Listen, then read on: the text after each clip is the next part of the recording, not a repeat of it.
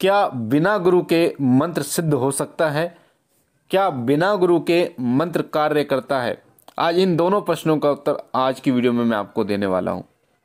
बहुत से लोगों का ऐसा प्रश्न था कि क्या बिना गुरु के हम मंत्र जाप कर सकते हैं, हमारे तो गुरु नहीं मिल रहे, सच्चे गुरु कहाँ मिलेंगे।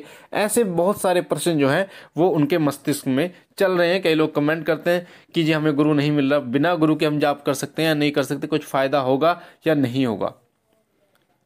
तो मैं आपको बता दूं कि आप बिना गुरु के जाप बिल्कुल कर सकते हैं और बिना गुरु के मंत्र सिद्ध भी होता है। पर बिना गुरु के मंत्र सिद्ध होने के बाद आपके साथ क्या क्या घटनाएं घटती हैं, उस मंत्र के साथ क्या होता है, आपके जीवन में क्या घटित होता है, वो चीजें आपको जानना बहुत जरूरी है। और साथ ही आप उसका जब प्रयोग करते हैं तो उसका प्रयोग कैसे कार्य करता है जब आप बिना गुरु के कोई मंत्र सिद्ध कर लेते हैं।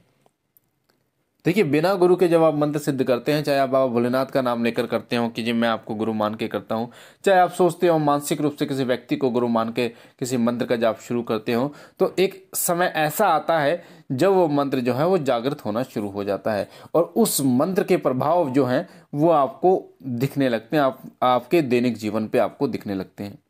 साथ ही उस मंत्र के अनुभव भी आपको होने लगते हैं और आपको बहुत ही सुखद महसूस होता है कि हाँ, मंत्र सिद्ध होना शुरू हो गया है।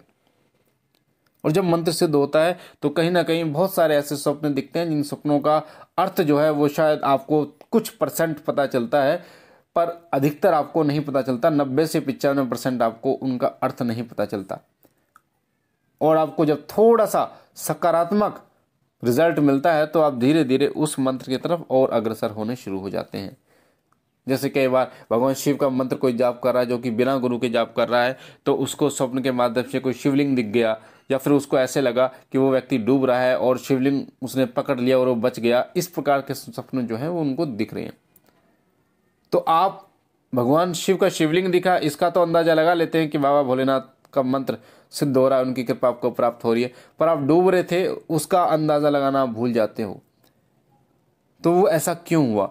तो देखिए, होता क्या है कि जब आप बिना गुरु के किसी मंत्र को सिद्ध करते हैं तो पहली बात तो ये है कि मंत्र बहुत देर में सिद्ध होता है, क्योंकि गुरु के द्वारा जो ऊर्जा मंत्र को सिद्ध करने के लिए चाहिए होती है, जो ऊर्जा मंत्र को सिद्ध करने के लिए चाहिए होती है, वो ऊर्जा आपके गुरु के द्वारा आपको कुछ प्रतिशत प्रदान की जाती है, क्योंकि उसने पहले से ही उस मंत्र को जागृत कर रखा है, वो ऊर्जा उसके अंदर समाहित है। तो जब गुरु मंत्र कोई गुरु देता है आपको, तो वो कुछ ऊर्जा भी आपको प्रदान करता है। यानी कि अगर आपको किसी मंत्र को सिद्ध करने के लिए 100% ऊर्जा चाहिए तो वो आपको 30 से 40% ऊर्जा जो है वो आपको प्रदान करता है, जिससे आपको 40 से 50% जो है वो आपको ऊर्जा एकत्रित करनी होती है जाप के द्वारा, जिससे आपका मंत्र बहुत जल्दी सिद्ध हो जाता है। इसलिए लोग कहते हैं कि जी गुरु मंत्र जो है वो बहुत जल्दी कार्य करता है, बहुत जल्दी सिद्ध हो जाता है। इसीलिए गुरु मंत्र के जो अनुभव हैं बहुत जल्दी हो जाते हैं, इसलिए हो जाते हैं। पर जब बात करते हैं कोई व्यक्ति बिना गुरु के किन मंत्रों का सिद्ध करता है तो उसको बहुत समय लगता है, क्योंकि 100% ऊर्जा को एकत्रित उसे करना होता है। और जब वो ऊर्जा एकत्रित हो जाती है तो फिर उस व्यक्ति को अनुभव शुरू हो जाते हैं, फिर उसके जीवन में भी कई ऐसी घटनाएं जो हैं वो घटित जो होनी शुरू हो जाती हैं। अब होता क्या है, जब वो मंत्र सिद्ध हो जाता है तो आपके साथ होता क्या है? होता यही है कि जब वो मंत्र सिद्ध हो जाता है तो जो ऊर्जा आपके अंदर आती है उस ऊर्जा को संभालने में आपको दिक्कत शुरू हो जाती है। कई बार उसका आपके शरीर पर भी असर पड़ता है, आप बीमार लहराना जो है वो शुरू हो जाते हैं, आपका कोई ना कोई दिक्कत आपको शुरू हो जाती है। कई बार ऐसा भी होता है कि जब आप बिना मंत्र का जाप शुरू करते हैं वो सिद्ध हो जाता है, उसके अनुभव भी आपको महसूस होते हैं, पर उसका प्रभाव आपके जीवन पर पड़ता है, उसका प्रभाव आपके परिवार पर पड़ता है। इसलिए कई लोगों का कमेंट आता है कि जी मैंने इस मंत्र को जाप किया तो इस मंत्र से क्या हुआ कि मेरे घर में दिक्कतें जो हैं वो शुरू हो गई, मेरा काम धंधा जो है वो छूट गया, लड़ाइयाँ होनी शुरू हो गई, जबकि मुझे बाबा भोलेनाथ, मुझे अपने इष्ट देव के दर्शन भी हुए। तो ऐसा क्यों हुआ? तो ऐसा इसलिए हुआ क्योंकि आपने बिना गुरु के उसको जाप किया। जब आप गुरु के द्वारा, यानी जब आप गुरु धारण करने के बाद किसी मंत्र का जाप करते हैं तो वो मंत्र इस प्रकार होता है जैसे कोई पानी को बर्तन में रख दिया तो वो फिर बिखरेगा नहीं।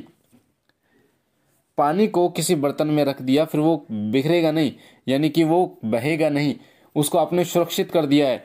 वो पानी उस बर्तन की दीवार को नहीं तोड़ सकता। उसी प्रकार से मंत्र होता है, जब आप किसी मंत्र का जाप निरंतर करते रहते हैं, वो जो बर्तन है वो गुरु है। जब आपके पास वो गुरु नामक बर्तन ही नहीं है तो आप उस मंत्र की ऊर्जा को किस में रखेंगे ताकि वो उसको रोक सके। तो जब आप मंत्र का जाप करते हो तो वो ऊर्जा जो है वो बहना शुरू हो जाती है, और जब वो बहती है तो आपके शरीर के माध्यम से वो बहती है। और कहाँ बहती है? जहाँ आप सबसे ज़्यादा रहते हैं, यानी जब आप सोते रहते हैं तो वो ऊर्जा बहती रहती है, वो अपना कार्य करती रहती है। तो ये होता है जब आप बिना गुरु के जाप करते हैं। साथ ही बिना गुरु के जाप करने से अन्य शक्तियां भी आपकी तरफ आकर्षित होती हैं, जो कि आपका अनिष्ट भी कर सकती हैं। बिना गुरु के कई ऐसी नकारात्मक शक्तियां जो है वो भी आकर्षित होती हैं। जैसे कई लोग ये कहते हैं कि जी हमारे घर में तो किसी के ऊपर ये जो है मैंने ये मंत्र जाप किया था, पर मेरे शरीर पर तो नहीं, हाँ पर मेरे परिवार, मेरे बहन भाई के शरीर पर ये शक्ति आनी शुरू हो गई। और ये शक्ति कहती है जी हम तो आपके पितर हैं और हमें स्थान दो। कभी कहती है मैं ये हूँ, कभी कहती है मैं वो हूँ। तो ऐसा क्यों होता है? वो तभी होता है क्योंकि आप बिना गुरु के मंत्रों का जाप करते हैं। और जब बिना गुरु के मंत्रों का जाप करते हैं तो आपको ये पता नहीं चलता कि कौन सी शक्ति आ रही है, कौन सी शक्ति नहीं आ रही। और साथ ही आपका गुरु नहीं होता तो आप पता भी नहीं कर पाते गुरु से कि वो आपको बता पाए कि ये कौन सी शक्ति है, कौन सी नहीं है। तो उस समय फिर शुरू हो जाती है दिक्कत, क्योंकि आप पता कर नहीं पाएंगे। उसके बाद फिर आप चौकियों पर घूमते हैं। चौकियों पर जब आप घूमते हैं तो कई ऐसे लोग भी होते हैं जो आपकी शक्ति, यानी एक सकारात्मक शक्ति आपके ऊपर होती है, और उसको उतार लेते हैं, रख लेते हैं, उसके बाद खाली आपको छोड़ देते हैं। पर वो जो दिक्कत है आपके घर में, वो दिक्कत ऐसे की ऐसे ही रह जाती है। तो इन चीज़ों का बहुत ध्यान रखना होता है जब आप बिना गुरु के मंत्रों का जाप करते हैं। साथ ही इन चीज़ों का भी ध्यान रखना होता है कि जो बिना गुरु के मंत्रों का जाप कर रहे हैं, क्या वो मंत्र सौम्य मंत्र हैं या फिर उग्र मंत्र हैं। किसी उग्र देवता के मंत्रों का जाप तो आप नहीं कर रहे, क्योंकि उग्र देवता जब आता है और बिना गुरु के आता है तो वो नियंत्रण, जब तक उसका नियंत्रण नहीं होगा तो फिर वो बहुत दिक्कत करता है आपके घर में। एक तरीके से हड़दंग मचाना जो है वो शुरू कर देता है, क्योंकि उसको कंट्रोल करने के लिए एक गुरु की आवश्यकता होती है, गुरु की शक्ति की आवश्यकता होती है। जब तक आपके पास वो नहीं होगी तब तक नहीं कर पाएंगे। हाँ, पर सौम्य मंत्र जो है, जैसे ओम नमः शिवाय मंत्र है, ओम दम दुर्गाय मंत्र है, इस प्रकार के जो मंत्र है उन मंत्रों को आप निरंतर अगर आप जाप करते हैं तो उससे आपको फायदा होता है। पर कई लोग शावर मंत्रों का बिना गुरु के जाप करते हैं तो उनसे दिक्कतें होती हैं, आसपास की शक्तियां आपकी तरफ आकर्षित होती हैं, जो कि आपको दिक्कत भी कर सकती हैं। अब बात करते हैं कि जब मंत्र सिद्ध हो जाता है बिना गुरु के, उसके बाद में आप प्रयोग करते हैं उसे, आप प्रयोग करते हैं उसे। मान लीजिए कई बार कई लोगों को ऐसा अनुभूति होने लगती है कि यार अगर मैं भभूति से दे दूं तो ये कार्य करेगी, और कई लोग ऐसा करते भी हैं। वो भभूति उस मंत्र से पढ़ लेते हैं और पढ़ने के बाद वो भभूति उस व्यक्ति को दे देते हैं या फिर उसके सिर पे हाथ रख देते हैं, वो ठीक हो जाता है, उसकी कोई भी परेशानी ठीक हो जाती है। वो तो ठीक हो जाता है, पर फिर आप ठीक नहीं रहते, आपके घर में दिक्कतें बढ़ जाती हैं, आप बीमार रहने लगते हैं, या आपके जो जीवन है उसमें बहुत सारी समस्याएं उत्पन्न हो जाती हैं। तो वो इसलिए होती हैं क्योंकि बिना गुरु के आपने ये चीज़ें की हैं।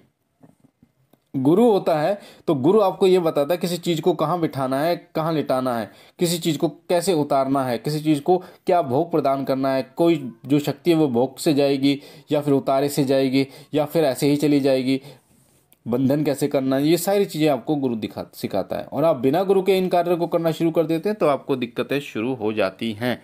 इसलिए बार बार बोला जाता है कि गुरु होना आवश्यक है, गुरु धारण कीजिए।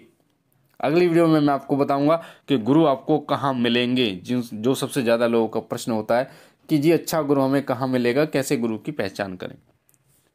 तो बाकी मुझे आशा है जो आपको मैं समझाना चाह रहा हूँ कि बिना गुरु के मंत्र सिद्ध होता है और कैसे प्रयोग किया जाता है, उससे क्या हानियां होती हैं, क्या नुकसान होते हैं, वो चीज़ें आपको समझ में आई होगी।